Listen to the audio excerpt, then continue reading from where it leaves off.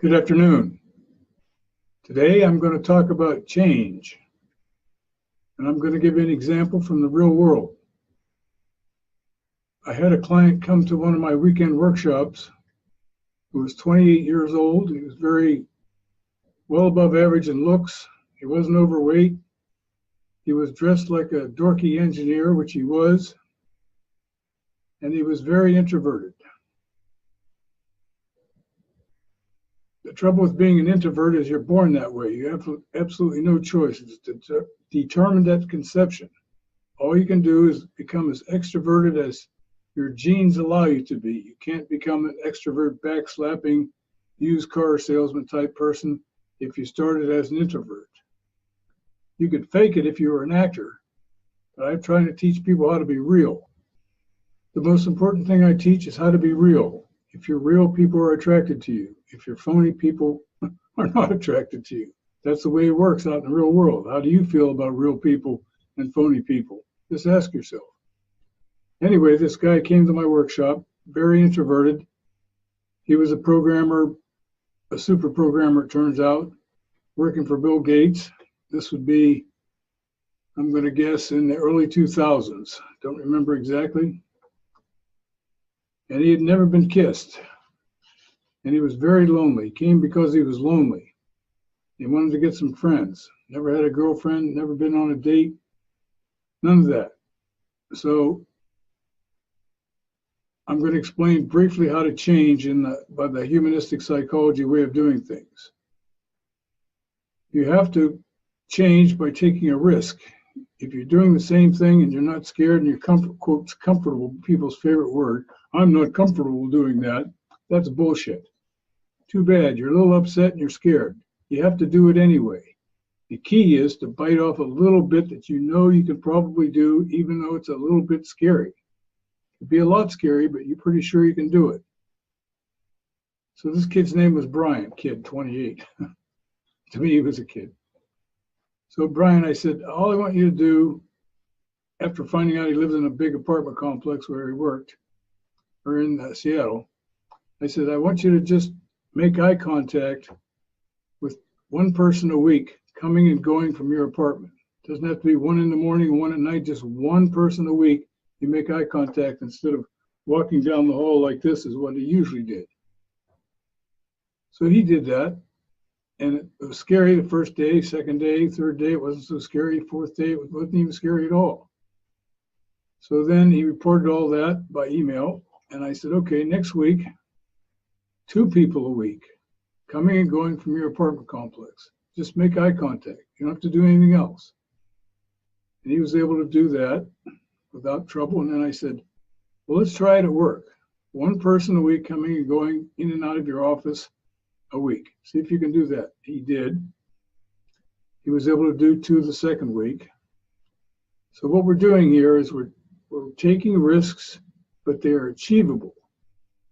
You can't give yourself a task that's not achievable. You're not going to change from introvert to extrovert by taking gigantic steps, giving a 20-minute public speech to the boss and his superiors. That's not going to happen.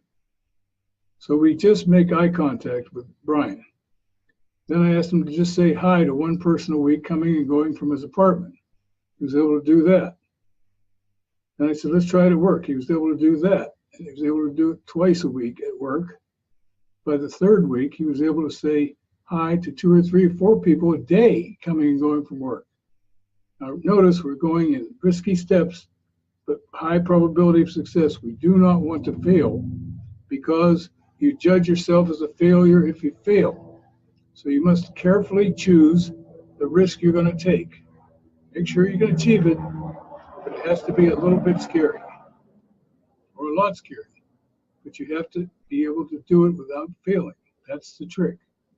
Success after success after success after success is how we build our self-esteem, how we build our confidence. No matter if it's tiny little things like this, everyone will say, that's no trouble, I can do that. Of course you can do it. He can't, but he did by taking 1 small step at a time. Let me see what I did next. Okay, he worked in a cube farm like 99% of America works in, and I asked him to change his cubicle around so it was much easier to get in and out of his cubicle. He had it arranged so that people couldn't walk into his cubicle easily. He had file cabinets stuck in the way, and they had to run kind of a joint course. So he straightened everything out so it was very easy to walk into his cubicle. Then I told him, I just want you to get there a little bit early and stand in the doorway of your cubicle. And when people come by, just say hi. You don't have to do anything else. Just say hi as they walk by your cubicle. And within 2 weeks of that, he was saying hi to everybody. And by the end of the third week, people were telling him, Brian, we thought you were a stuck-up dickhead. He said, no, I was just scared to talk to people. So he became relatively popular at Bill Gates, what is that called? Microsoft. And he was able to talk with his boss much easier now. He wasn't terrified of his boss. He could look him in the eye and talk with him. And he got a big promotion. Then he got another big promotion when they found out what he could do. And he ended up being in charge of the strangest, I can't remember what it was called, but you didn't need the internet. You needed a television and a keyboard. Somehow you could get on the internet through your TV. I don't remember what that was called. But they put him in charge of that whole thing for all of Microsoft. So he was able to do that. He got a big promotion. And he's now making, I don't know, numbers beyond count. But the point of this story is, now this is an introverted kid who became moderately extroverted. Not an earth-shaking extrovert. Then he wanted a girlfriend. He said, can I do this to get a girlfriend? I said, sure. All you have to do is go on the internet and find some women to go out with. You don't have to pick the beautiful ones. You don't have to pick the ones that are rich or anything like that. Pick somebody who will go out with you. It doesn't have to be anything but someone who will go out with you. Go on a 1-hour coffee date. Tell her up front, I have to be back at the office by 1:30, so let's have lunch. And he did that. He did 20 of those. And the reason I give guys the internet to pick women from is because those are women who can't get a date. This crap about they're too busy to date is nonsense. They can't get a date or they wouldn't be on the internet, okay? So he was able to go out with 20 different women in less than 6 weeks. So now his confidence is through the roof. He can talk to just about anybody at work without any trouble. So I said, now it's time for a real date. So he didn't know where to get a real date. I said, just go down the cafeteria and talk with people. And he got invited to a party. And at the party, sure enough, there was a girl there. And they talked, and they went out to dinner the next day.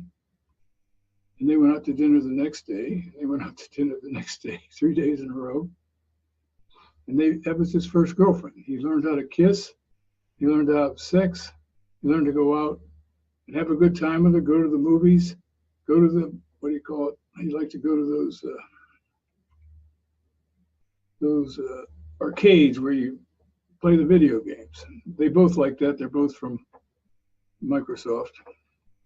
And then he got another girlfriend who he ended up marrying, his second girlfriend. And that took about 6 months. And he sent me a wedding invitation to come to Seattle to his wedding. So Joanne and I went, and I told him, I said, Brian, I'm going to dance with you, not your wife. I'm going to dance with you when it's time for the dancing. You okay with that? He said, sure. So we have pictures of this former introvert dancing with me at his wedding. Not a slow dance or jitterbugging. He wasn't extroverted enough to do a slow dance with me. That takes a lot of extroversion. Okay? Small steps that you know you can succeed at. It has to be risky. If it's not risky, it's not going to help you grow, not going to help you change. So let me summarize it from a humanistic psychology standpoint. You change with 1, you become aware you're doing something wrong. 2, you accept, yeah, that's me. I'm terrified to even say hello to anybody. I'm terrified to even look anyone in the eye. I'm ashamed of that, but that's who I really am. You accept it without reservation. That's me. That's who I am. 3rd, learn a new way of behaving. That's what I helped him with. Just make eye contact. Then just say hi. Then go on an internet date. Then go on a real date. Learned how to talk to his boss, got promotion after promotion after promotion, ended up being in charge of a giant project, got married, had a wife. I went to the wedding and he danced with me. Okay, all those are big risks for him. He could have never done that the first year I was working with it. You can do the very same thing. Small risks that you can achieve, but it has to be risky. You got to remember that. Okay, this is John White saying, adios for now. Changing yourself is how you get better. If you stay the same, you're going to keep getting the same thing. To get something better and become even more successful, you have to change something.